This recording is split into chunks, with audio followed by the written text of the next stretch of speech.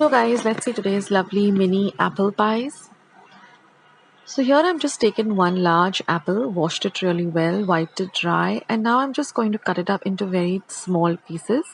Now you can peel the apple and then cut them, but I like to keep the peel on for that extra crunch.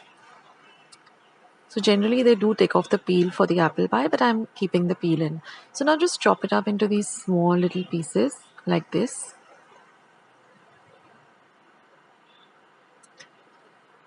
Well, now apples are available, 12 months of the year, and this is a nice way to make a nice little small dessert. So now chop them up into these small little cubes like this. Use a nice sharp serrated knife, that way you'll be able to chop them up really easily. And now we're going to add to this the juice of half a lemon. This adds a flavor and it also helps to retain the white color of the apples, otherwise apples do turn brown. So now mix this lemon juice really nicely with the apples. Now next I'm going to add about 1 tablespoon of melted butter. This will keep the apples nice and moist.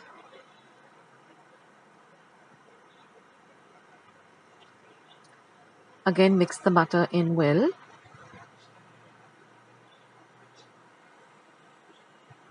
Next, I'm going to add 1/4 cup of brown sugar. Now, if you don't have brown sugar, you can use regular sugar. You don't need to use powdered sugar. You can use normal sugar, because once we bake it in the oven, it is going to all melt. And now I'm going to add just about 1 teaspoon of cinnamon powder. So I just took my cinnamon and just grated it on my very fine grater. And now I'm going to add 1 tablespoon of flour. Now I'm using all-purpose flour because this way the apple pieces will not stick together.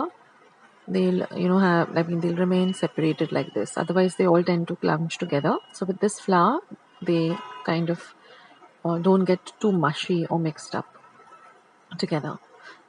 Now preheat your oven at 180 degrees Celsius for 10 minutes. So this is our mixture. Just set it aside.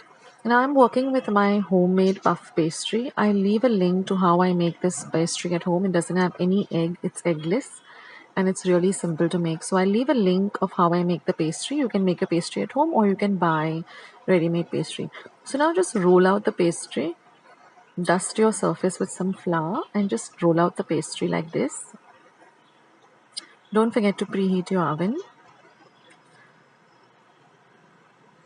So I'm just going to cut off the edges so I get an even kind of a surface to work with.